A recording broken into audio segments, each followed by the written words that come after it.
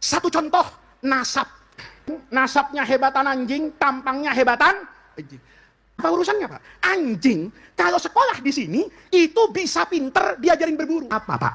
Dia jawab, bisa disuruh-suruh. Gimana cara nyuruhnya? Pakai bahasa anjing. Nih, biar santri Kempek tahu bahasa anjing, saya kasih tahu. Ya. Gimana, Pak, bahasa anjing? Dia pegang dua jari ini. Ini waktu pilpres saya tidak berani ceramah kayak gini. Makanya sekarang saya muntah-muntahin ceramah saya ini karena dua jari ini persoalannya. Angkat dua jari, katanya. Terus pegang mata bapak, gini. Terus pegang mata anjing. Terus sasarannya. Jadi kalau sasarannya itu kambing, tunjuk aja gini.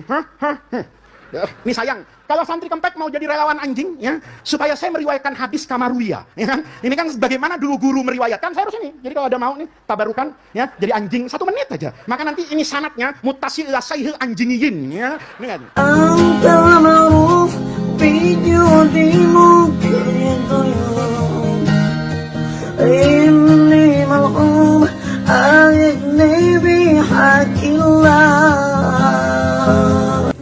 Benar sekali Gus Faiz, anjing lebih mulia dibandingkan ngomongin nasab.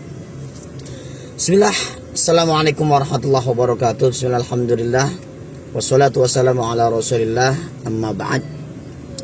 Kesempatan kali ini ya, sebagaimana Gus Faiz tadi sebutkan, Gus Faiz itu adalah putra dari Kiai Haji Sukron Makmun, yang dimana lantang sekali di dalam penyampaian ceramahnya, baik Kiai Haji Sukron Makmun ataupun putranya Gus Faiz, khususnya di dalam membela para habaib, meskipun beliau tidak pernah mempermasalahkan antara habaib atau bukan habaib. Nah, di sini guys, beliau sampaikan bahwasanya seekor anjing itu jauh lebih mulia dibandingkan dengan ngurusin nasab. Ya, bahkan beliau sampaikan anjing itu punya pendidikan, ya, mampu dan taat kepada pemiliknya, dibandingkan para begal nasab yang jelas-jelas mereka mengambil ilmu dari habaib. Kenapa kok ngambil ilmu dari habaib? Karena setiap pesantren pasti ngaji kitab Sulamut Taufik. Udah jelas itu, pengarangnya adalah dari Ba'alawi. Dan mayoritas orang-orang yang mengklaim, menghina para habaib, satu, bukan dzurriyyah Nabi, ya kan? Yang kedua, mereka menghina di depan umum, haram hukumnya, mengatakan Ba'alawi cucu Nabi.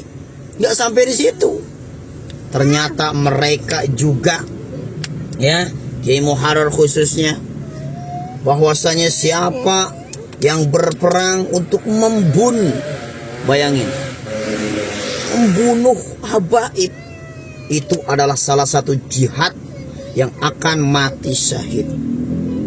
Nah, jadi apa yang disampaikan oleh Gus Faiz meskipun sekelumit ya, itu sangat mengena sekali untuk orang-orang yang hanya sibuk ngurusin nasab, yang ujung-ujungnya bukan nasab tapi nasib, ya, UUD, ujung-ujungnya duit. Nah, wallahu alam masalah itu, ya.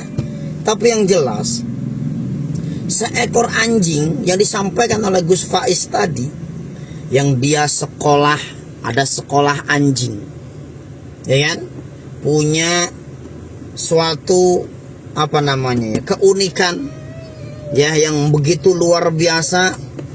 Lebih mulianya anjing dibandingkan dengan, ya tadi, nasab.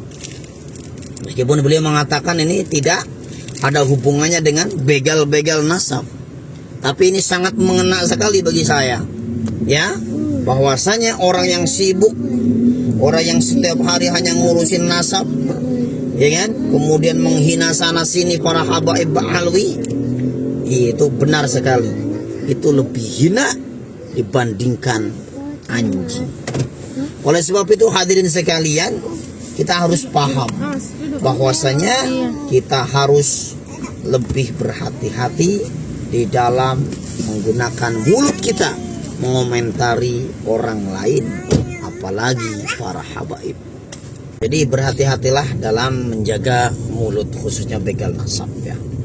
Teringat bagaimana makalah para ulama pernah dikutip bahwasanya khudil hikmah walau min fami kalbi, yang artinya ambillah hikmah walaupun itu keluar dari mulutnya seekor anjing.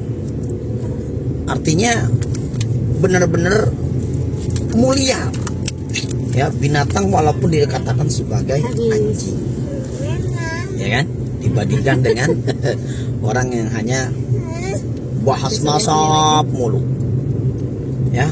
Ketika ditanya oleh Bang Roma, siapa nasabmu, ke siapa, nggak ketemu, katakan Sampun nggak mau, Fir'aun nggak mau, dan sebagainya, begitu kan. Jadi lucu sebenarnya para begal nasab itu ya, apalagi lihat guru-gurunya tambah lucu dengan bahasa Suryani, surga pakai bahasa Suryani, malaikat maut ngomong pakai bahasa Suryani, dan itu tidak ada dalil sama sekali. Nah, orang-orang tertentu yang percaya, dan terlihat sekali kebodohan yang mereka tampakkan di depan umum, begitu.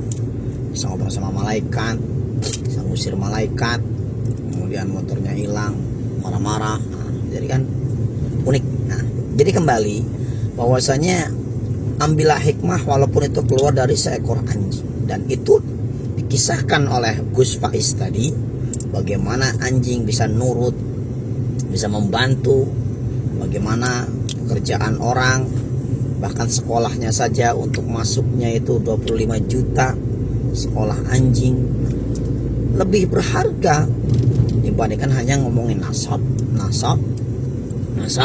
3 tahun katanya rungkat sampai saat ini.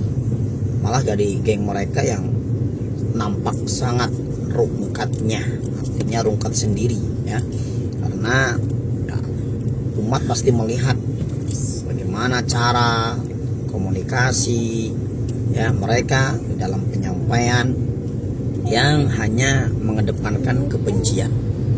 Tidak ada sedikit pun ilmu ya yang nampak. Gus Rumail Abbas dengan dalil yang sangat jelas langsung tanya ke perawinya, ke musannif kitabnya, masih hidup orangnya, mengenai nasab itu sahih, Ba'alawi sahih gitu. Tapi dari Bang Imad, khususnya Imaduddin ngomong apa? Ini sudah apa nama itu, mutqin apa gimana katanya ya, udah kotik katanya, udah hukum pasti, nggak ada lagi yang ngomong dia. Sedangkan dari pakar atau ilmuwan ulama nggak ada. Jadi dia yang ngomong sendiri, diakui sendiri sebagaimana dia membuat tesis, belum pernah diuji apakah benar tesisnya. Ternyata tesisnya itu abal-abal, fotokopi dari Yahudi, fotokopi dari Wahabi, dan mereka tidak mau mengakui itu, selalu merasa paling benar, sehingga membuat para gus-gus ya, sebagaimana Gus Maimun, Gus Najib Maimun, Gus Ghafur Maimun, putra dari Mahmud Zubair, ketawa karena melihat tesis yang sudah jelas-jelas salah kaprah, tidak berdasarkan ilmu, tidak berdasarkan pengetahuan yang real secara nyata ya, hanya mengedepankan ya tesis yang tidak diuji kemudian diakui, dan anehnya pengikutnya ya sama-sama lah stresnya gitu. Jadi kita kembali ke tema bahwasanya apa yang dikatakan Gus Faiz, lebih mulia seekor anjing dibandingkan orang-orang yang hanya meributkan nasab yang jelas intinya bukan nasab tapi nasib. Karena banyak sekali netizen yang berkomentar, tidak mungkin itu semua mereka gaungkan, kecuali ada di balik mereka ya, ada orang-orang yang memang memberi dukungan finansial ya untuk memusuhi para habaib, sampai mengatakan para habaib itu antek Belanda, penjajah dan sebagainya. Dan semua itu ya hanya omong kosong saja. begitu ya. Jadi mudah-mudahan ya apa yang kita lihat secara akal sehat bahwasanya dari Kang Imaduddin yang jelas-jelas sudah kalah telak begitu ya, yang ujung-ujungnya mereka mengklaim pendapat sendiri, tidak mau menerima orang lain, itu sangat tidak kemanusiaan tapi keiblisan, karena orang paling mampu benar hanya iblis. Naudzubillah.